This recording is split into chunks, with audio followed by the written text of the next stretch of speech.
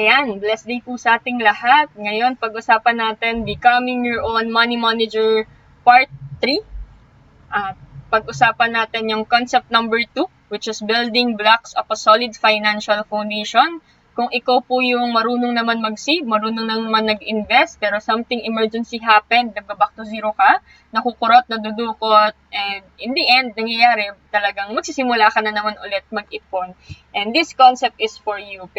But before we start po, papakilala lang po muna ako. I'm Eliza Zoe Dahay, one of the financial coach and trainer ng True Rich Maker family, financial literacy advocate, and based po ako ngayon sa Imus, Cavite, and CEO Marketing Director ng IMG, and also entrepreneur. Ano po ba yung mission and passion? Bakit ko ba ginagawa yung mga ganitong video?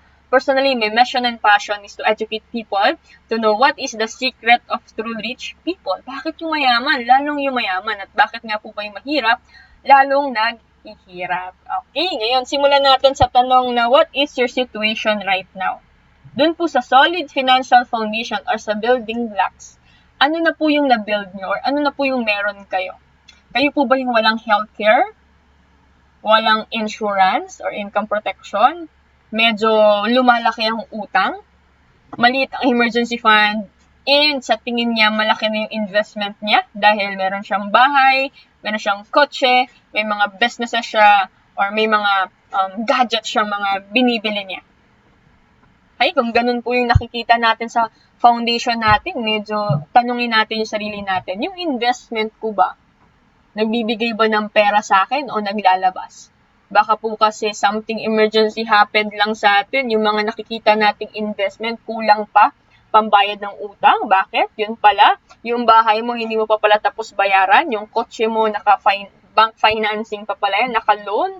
Okay, kaya importante, ma-build talaga natin ng tama. Okay, sabi nga, people fail financially because they build a weak financial foundation. Kumbaga po sa bahay, okay, baka isang bagyo lang, isang lindol, sira na po yung binild natin sa loob ng ilang taon. Okay? Kaya importante, yun nga, simulan talaga natin ng tama. Alam niyo po, marami, mga retirees, mga OFWs, may umuwi sila ng Pilipinas, may malaking amount of money, or retirees, naka-receive ng retirement money, pero ang una po nating kinakatakutan nung na-receive natin yun is baka maubos. Tama? Kaya ang ginagawa natin sa retirement money, anong gagawin mo? Ilalagay mo sa mga investment or bibili ka ng kung ano-ano, basta pagkakakitaan. And ang pinaka-worst na mangyari po sa atin is makareceive tayo ng retirement money, then may nagkasakit, either ikaw man or family members, yung retirement money mo naubos, pambayad lang sa healthcare or sa health expense. Kaya importante, simulan po natin talaga sa baba. Sabi nga, wala namang bahay, nauna yung bubong. Tama? Wala naman bahay, nauna yung third floor. Ganon din po sa finances. Dapat hindi natin inuuna yung bubong. Okay? Kaya build a strong financial foundation. Kaya sabi po ni Rex Mendoza, you don't have the right to invest unless you are properly protected. Kaya isa-isahin po natin, protection daw muna bago invest. Okay, simulan natin. No? Kung nakakapag-ipon ka na, discuss natin sa last video is about X-curve concept kung saan kailangan pataasin daw natin yung ating money line. Pero dapat hindi lang pataasin na ipon ng ipon, kailangan yung iniipon natin, ginagamit natin siya to build our solid financial foundation. And una nating gagawin is kumuha tayo ng tinatawag na healthcare. Pero sa pagkuha ng healthcare po, tandaan lang natin, may iba't ibang klase ng healthcare. May tinatawag pong short term, may tinatawag na senior care, at may tinatawag na long term. Now, what if you get sick? No, how are you protected? Okay, at pag nag-retire tayo, sino ba ang healthcare na protect sa atin?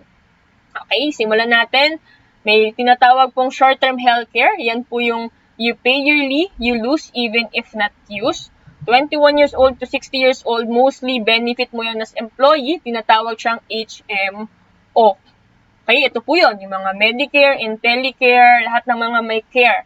Pero tandaan po natin, pagtanda po natin, 61 and above, or pag nag-retire ka, nag-resign ka, umuwi ka ng Pilipinas, nagkasakit ka dito, hindi mo po madadala yung healthcare mo. Ay, yan po yung 21 years old, bumili ka. Every year, hanggang 21 to 60, binabayaran mo yan. At kung hindi mo man nagagamit dahil healthy ka, okay, wala pong naiipon dyan. Because yan ay short term. Kaya dapat sabi nga, goodbye, free HMO. Kaya dapat habang nandito ka pa sa age na to, kung saan productive ka pa, may trabaho ka pa, nag-iipon ka na para sa tinatawag na long-term healthcare. Kasi ang long-term healthcare, hindi ka po long-term nagbabayad. Yan po ay binabayaran or nagsisave lang tayo for 7 years for lifetime use and it even grows. Ibig sabihin, okay, kung 21 years old ka hanggang 28, tama ba? 21, 22, at 27 or 28, tama, hanggang 28 years old, nagbabayad ka. Pagdating mo ng 41 years old, na-achieve mo na yung healthcare fund goal mo. Okay? Ayan po. No? Ang kagandahan sa long-term healthcare, kung hindi mo man nagagamit, dahil nga healthy ka or meron ka pang short-term sa company mo, mas better yon. Kasi ang long-term mo, preparation mo yan pagdating mo ng 60 and above. Because long-term healthcare is something that you have to get for yourself before po tayo pumunta ng 61 years old and above. Kasi kapag hindi ka kumuha ng long-term healthcare, pagtanda mo o pag-retire mo, baka hindi ka makapag-smile katulad nito. Hindi, joke lang po, no? Kasi baka ang mangyari sa'yo, nung nag-retire ka, takot na takot ka kasi pagka nagkasakit ka, ubos yung retirement money mo. Kasi hindi ka nag-ipon para sa healthcare fund mo.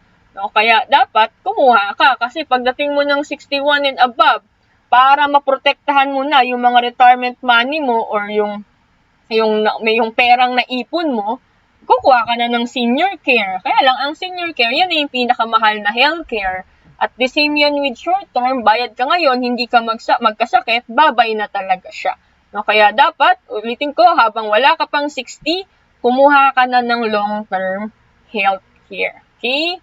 And yan, long-term healthcare, simple lang. Ang pagkakaroon niyan is talagang na-answer na ng long-term healthcare yung 3 major financial needs natin. Ano po yun? What if magkasakit tayo? May healthcare fund tayo. What if we die too soon? May healthcare fund kang may iwan sa family mo. What if you live too long? May healthcare fund ka para sa sarili mo. 3 major financial needs to complete our financial foundation. And dito sa Pilipinas, nag-iisa lang po ang nag-offer niyan, si Kaiser International. No, halimbawa, kayo po ngayon ay 30 years old. Ang goal nyo, pagdating nyo ng 50 is meron kayong 1.1 million healthcare fund. Aside po sa retirement fund na pinag-iipunan natin, nag-iipon ka pa rin sa healthcare fund. Okay, kung 30 years old ka at gusto magkaroon ng 1.1 million, dapat ngayon pa lang, nag-iipon ka na ng 196 pesos per day. 7 years mo lang yan, iniipon or 5,882 per month. So, pagdating mo ng 30, nagsimula ka, pagdating mo ng 50, may 1.1 million ka na. Take note ha, 30 years old to 37, doon ka lang nag-iipon, okay? Diyan ka lang nagsisave. Hindi ka po nag-iipon hanggang 30 to 50, okay? 7 years lang po iniipon ang long-term healthcare, no? Pagdating mo ng 50, medyo healthy ka pa naman or employed ka pa, covered ka pa ng company mo, okay lang, stay mo lang yung healthcare fund mo dyan. Kasi nga, nag-grow yan. Pagdating mo ng 63 million na yung healthcare fund mo. Healthy ka pa, di ba? Malakas ka pa. Pag age mo ng 70, 7.8 million na yung healthcare fund mo. Okay, tanungin mo lang po yung sarili mo, how much is my healthcare fund goal 20 years from now? At kung talagang wala ka pang nabibuild dito sa foundation na to maski isa, the best saving program na simulan po natin is long-term healthcare. Ulitin ko, dahil meron na siyang healthcare, meron na siyang protection, at hindi naman natin nagagamit dahil healthy tayo, meron din siyang investment na nag-grow. Okay? And yan po, ang Kaiser International po, may mga Kaiser Medical Center sila dito sa Pilipinas. Okay? And may mga maraming accredited hospital po na mga major and mga private hospital. Okay? And yan, sana naintindihan niyo po yung pagkuha ng healthcare. Ngayon, puntahan naman po natin income protection. Yan din po, dapat kumuha din po tayo niyan. Kasi nga, sabi nga, if you love your family, you need to get protection. Okay, para protektahan po yung family mo. If you, in case you can't be there to catch them, make sure you leave a safety net. Okay, bakit ba natin kailangan ng insurance? Number 1, to protect your family, to replace your income, to finance children education, to pay estate tax, instant money for family, and para bayaran yung mga naiwan mong utang. Ulitin ko, if you love your family, go and get yourself protected. Okay? And marami pong mga klase ng insurance, pero for me, sa insurance po, ito lang yan. No? Tingin po kayo sa video ko, no? Medyo maliit lang yan, pero pagtsagaan niyo po. Ito yung insurance sa taas, itong ipon. Siguro, nung kumuha ka ng insurance, ganito yung scenario mo. Insurance mataas, maliit pa lang ipon mo. Tama? Pero dapat po, pagtanda po natin, magpalit po ng sitwasyon yan. Dapat ng ipon po, tataas, ang insurance bababa. Naalala niyo po yung sinabi ko sa last video, kung ang responsibility natin is 10 million pesos, dapat may 10 million insurance ka. Para what if, okay, kinuha man tayo na maaga ni Lord, hindi man tayo nakapag-ipon ng 10 million, na ibigay man lang natin sa family natin kahit wala na tayo. Yun lang po yung purpose. No? Ma'am, what if after 5 years, nakapag-ipon ako ng 5 million? Ibig sabihin, 5 million na lang din kailangan mong insurance. What if after 20 years, ma'am, nakapag-ipon ako ng 10 million? Do you think kukuha ka pa ng 10 million worth of insurance? Hindi na. Siguro kukuha ka mga 1 million na lang para sa estate tax. Ay, ganun lang po. No? Simple lang po siya. Okay? And yun nga, maraming klase ng insurance and sa IMG tuturuan ka po dahil may separate workshop yan. Tanungin niyo po yung taong nag-invite sa inyo para maka-attend po kayo. Or be an IMG member para magkaroon po kayo ng access dyan. Okay? May mga tinatawag na VUL, Variable Universal Life. Yun po yung magkasama, yung insurance investment. Actually, maganda po siya kung tamad kang paghiwalayin.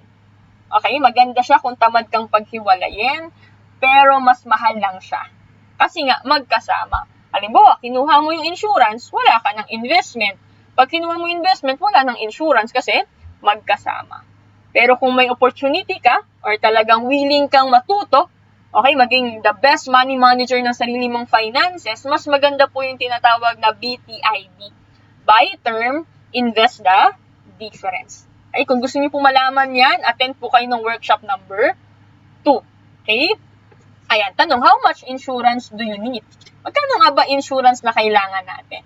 Ayan po, annual income, ito po yung formula, times mo sa 10 equals income replacement. Kung sumusweldo ka ng 40,000 pesos times mo sa 12, ibig sabihin 480,000 yung sinasahod mo every year.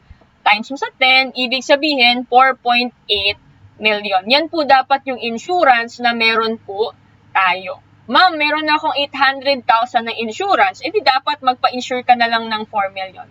Ma'am, may ipon na akong 2 million, edi magpa-insure ka na lang ng 2 million. Kasi meron ka ng 2 milyong ipon, meron ka ng 800,000 insurance. Kukuha ka pa din kasi kulang pa. Okay? And alam niyo po magkano lang po yung 4.8 million kung kayo ay 30 years old. 23,700 lang po ang binabayaran natin dyan para ma-insure tayo ng 4.8 million. At every year po yan. Imagine, mas mataas pa po yung binabayaran mo sa 1 million insurance mo sa kotse kesa sa insurance sa tao. Totoo po yan. Okay? And yan, sa IMG, tuturuan po kayo niyan. Kasi ako, personally, 22 years old, kumuha ako ng insurance. Ang binabayaran ko lang po na 1 million insurance is worth 5,490. Imagine, kung ako po ay nakakapag-ipon ng 60,000 pesos every year, kukuha ako ng term insurance na 1 million pesos worth, and binabayaran ko lang is 5,490. Okay, 60,000 minus mo sa 5,490, may natitira pang mga 54,000 pesos. Yung 54,000 pesos, ilalagay ko sa investment para ako yung may control na pataasin yung investment ko. Yung insurance nandyan. What if something happens sa akin? Magkano makukuha ng family ko? 1 million lang ba? Hindi. Ang makukuha ng family ko, 1 million insurance plus yung ipon ko. Kasi magkahiwalay. So, yun yung kagandahan ng BTID. Buy term, invest the difference. Okay, ulitin ko, may separate seminar po to para mas maintindihan natin. Attend lang po kayo. Hingin niyo po yung link sa taong nag-invite sa inyo panoorin yung video na to. Okay? Nakakalungkot lang po, no? Kapag sinabing insurance sa kotse, walang tanong-tanong, kukuha po tayo. Pag insurance sa bahay, wala ring tanong-tanong, kukuha ka din.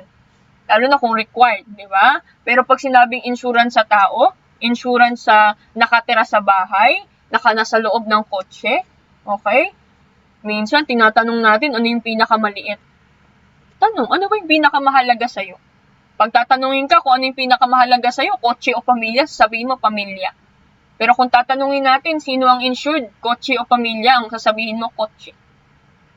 Huwag po kayo magtipid sa maling bagay. Kasi ang kotse, ang bahay, mapapalitan. Pero pag ang tao na wala po, hindi mapapalitan. Lalo na kung ikaw po yung breadwinner, ikaw yung naasan ng family mo, something emergency happen po sa'yo, paano na yung pamilya mo?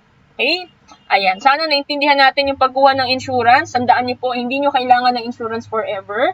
Kailangan niyo lang yan habang hindi niyo pa naiipon yung kailangan niyo ipunin. At ngayon, pag-usapan naman natin, doon na tayo sa pangatlong blocks, which is manage natin yung utang. Kung meron na kayong healthcare, meron na kayong protection, importante din na unti-unti i-manage natin yung utang or eliminate natin. Pero may mga gantong senaryo.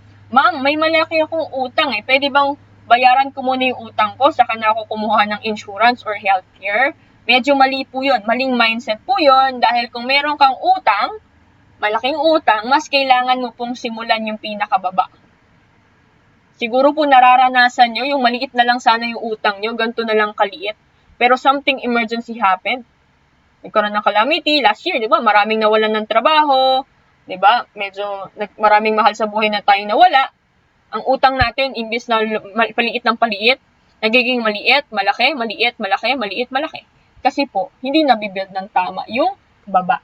Okay? Kung ayaw mo pong mangyari sa'yo na paikot-ikot lang yung cycle mo, nabayad ka ng bayad ng utang mo, i-manage po natin ng tama. Okay? May pag-asa pa po tayong lahat. Okay? Ito lang, why people fall on debt trap. Okay? Bakit po? Kasi marami po sa atin, okay, most people don't have the slightest idea of good debt versus bad debt. No? Sa utang naman po, hindi naman lahat ng utang masama. May dalawang klase ng utang. Good tsaka bad. Good, yun po yung utang na pang-increase ng cash flow, pang-business, yung mangutang ka para magkaroon ka ng may babalik po sa'yo. Okay? Or yun nga, gagamitin mo pang business. Ang bad debt, yun yung mangungutang ka para sa mga bagay na hindi mo kailangan. Para lang sa mga taong hindi mo gusto. Yung kapitbahay mo, bumili ng malaking TV. Okay? Para pantay kayo, bumili ka rin ng malaking TV. Ang problema, yung kapitbahay mo, okay, pinag-ipunan niya. Yung ikaw, hindi mo pinag-ipunan. Kinaskas mo pa. Ano yung kinaskas? Okay, credit card. Doon lang po, yun yung problema. Okay? Kaya marami ang nababaon po sa utang. Na bakit ba natin kailangan i-manage utang? Because that can turn into disease, it could control your life, diminish your happiness, and limit your freedom. Ano pong pakiramdam sa isang araw, biglang sinabi na lang ng boss mo, wala ka ng trabaho. Tapos may utang ka pang binabayaran. Diba? Hindi mo na alam kung saan ka kukuha ang pambayad. No? Yun po, ganun ka-importante i-manage po natin. Okay, paano nga ba makabangon sa kautangan? Sabi po ng mentor namin si Sir Bench and Feli Santiago, sumulat po ng librong Debt Destroyer, if you want to get out of debt, you need to increase income plus reduce lifestyle. Naalala nyo noon, ang sahod lang 10,000 pesos. Tapos, makakapag-ipon ka pa ng 1,000 or 500. Pero ngayon, sumweldo ka na ng 20,000 pesos. Wala ka nang masave, may utang ka pa. Bakit? Imbis na ang tumataas po ay savings, ang tumataas lifestyle. No, dapat po ganito. The speed to earn, okay, the speed to earn must be faster than the speed to spend. Dapat mas magaling kang kumita, okay? Or mag-ipon kaysa mas magaling kang gumastos. Saan ka mas mabilis? Mabilis ka bang kumita? O mabilis kang gumastos ng mga kita mo? Okay? Ito pa. Let me share more ways about how to get out of debt. Tips number 1. Increase cash flow, reduce expense, and increase income. Yan lang po yung kailangan nating gawin. Kasi sa panahon ngayon, hindi pwedeng isang trabaho lang inaasahan mo. Lalo na kung may malaki kayo sa pamilya mo, di ba, madami kang sinusuportahan. Importante, naghahanap ka na ng pagkakakitaan pa. Okay? Para sure na mababayaran mo talaga yung utang mo. Number 2, don't get into more debt. Live below your means. Okay? Huwag na po utang ng utang. Kasi ang utang, hindi po talaga pangmatagalang solusyon yan. Okay? Medyo natatapalan lang. Halimbawa, due date mo na yung kay letter A, mangungutang ka kay letter B, pambayad lang kay A. No? Pero hindi naman talaga nasusolusyonan yung problema mo sa finances. Okay? Live below your means and live simply. Number 3, change habit of spending to habit of saving. Kung ngayon, magaling ka talagang gumastos, medyo kailangan nating mas magaling mag-ipon. Okay? Kasi yun yung kailangan nating matutunan. Number 4, make a list of all your debt and pay off the high interest and low balance. Okay? Lista mo lahat ng mga kautangan mo and tingnan mo ano ba dito yung may malaking interest at ano pa ba dito yung pwede ko nang i-zero out ngayong buwan or ngayong taon. Diba? Para talagang ma-lessen or mabawasan po yung iniisip mong babayarin every month. Kasi nga, kung ikaw nag-iipon ka nga, tapos yung utang naman na binabayaran mo, puro minimum lang binabayaran mo, malaking interest pa yung kinakain, ibig sabihin parang useless din yung pag-iipon mo kasi kinakain lang ng interest ng utang mo. Kaya parang paulit-ulit ka lang. Okay? Bayad utang, bayad utang, bayad utang. Okay? And number 5 po, consider natin yung liquidating non-income asset to pay your debts. Halimbawa, bumili ka ng TV, tagi-isang kwarto mo, pwede naman isang TV lang sa sala. No, sabay-sabay pa kayong pamilya nanonood, okay, maganda pa yun. Mabibuild pa yung relationship niyo sa pamilya mo, di ba? O, ibenta mo muna yung dalawa, no, para may pambayad ka. Okay? Or baka meron kang sasakyan, tatlo sasakyan mo. Pwede mo naman yung isa lang muna gamitin, or yung dalawa gawin yung grab car, taxi. Okay? Para may pumapasok na pera sa'yo na pwede mong gamitin pambayad ng utang mo. Okay? And number 6 po, get a coach to guide you because importante po na merong kang accountability partner, na merong kang masasabihan or mas magaguide ka. No? Take note lang sa pagkuha ng coach na wala ring utang. Baka mamaya nagpapakoach ka dun pa sa may utang na mas imbis na ipupush ka na makawala sa utang, mas pinabaon ka pa sa utang. Okay? In IMG, napakaraming coach po. Okay? Kaya napakaganda na maging part ka ng magandang community to help you po na makawala talaga sa kautangan. Okay? And I hope natutunan mo yung number 3. Okay? Blocks, which is manage natin yung utang. Number 4, emergency fund. Importante pa rin nag-iipon tayo sa bangko, pero yung iniipon dapat natin sa bangko is yan ay pang emergency fund. No? Pag nawalan ka ng trabaho, nagkaroon ng mga calamity, nagkaroon ng mga emergency, di ba? May gusto mong tulungan yung family members mo, mahirap naman tulungan kung ikaw mismo wala kang mabubunot. No? Kaya importante, we must make sure we have emergency fund. No? Magkano ba emergency fund na kailangan kong ipunin, ma'am? No? Based po, kung single ka, at least 3 months of your salary. Okay? Para pag nawalan ka ng trabaho, at least 3 months, no? Kahit wala kang trabaho, hindi ka masistress, no? Meron kang bubunutin pa din. Kung may family ka na, at least 6 months to 1 year.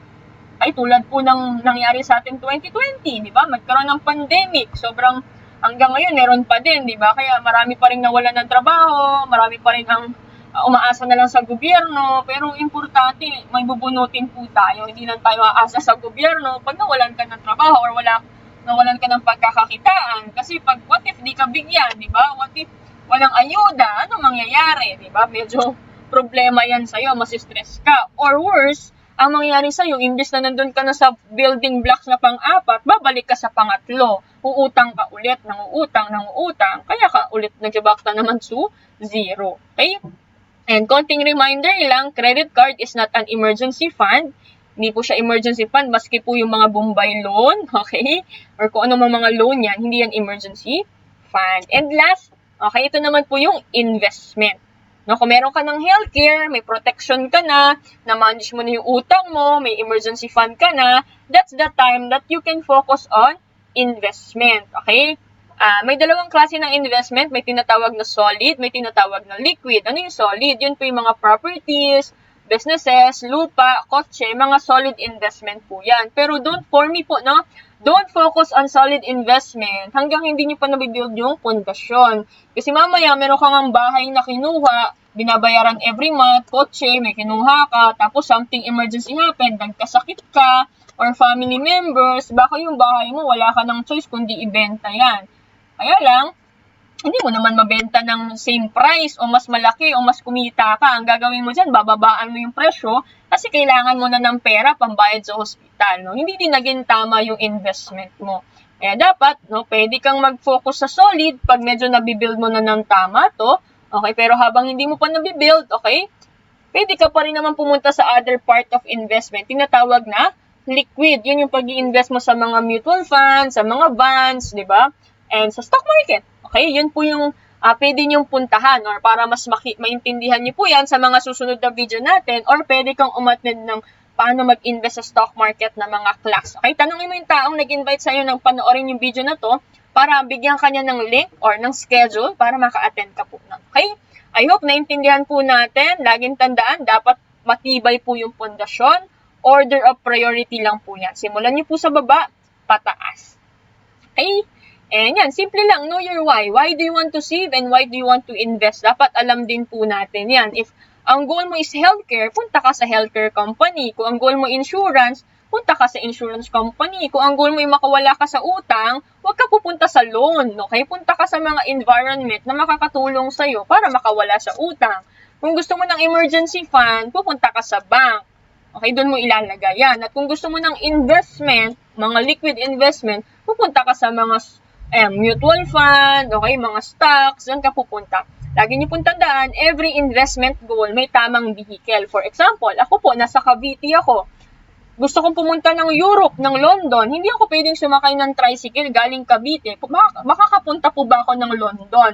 Hindi. Baka mapuntahan ko London, doon dito. Di ba? Baka lalong hindi ko mabuild yung finances ko. Dapat, eroplano sasakyan ko para makapunta ako sa gusto kong puntahan. Ganon din po sa finances. Okay? Every investment goal, may tamang vehicle. Okay? Thank you very much po. I hope marami kayong natutunan sa video na to. Sa mga susunod po na video, pag-usapan natin yung third concept titled Abundance Formula. Paano nga ba mag-ipon ng tama? Halimbawa, naintindihan nyo na ngayon na importante magkaroon ng healthcare, importante magkaroon ng insurance, i-manage yung utang, magkaroon ng emergency fund and investment. Pero kung ang problema mo, where do I get the money to build my solid financial foundation? Paano nga? Wala nga akong pera, may utang pa. Okay, panoorin mo po yung second video. Okay? And para mas maintindihan mo, paano nga ba tayo mag-iipon? Or paano ba tayo magbabudget ng tama? Okay? Send mo lang po yung full name mo, email address, and contact number to the person po na nag-invite sa'yo panoorin yung video na to. Or sa akin din po. Okay? Kung wala naman pong nag-invite. Thank you very much po and God bless po sa inyong lahat.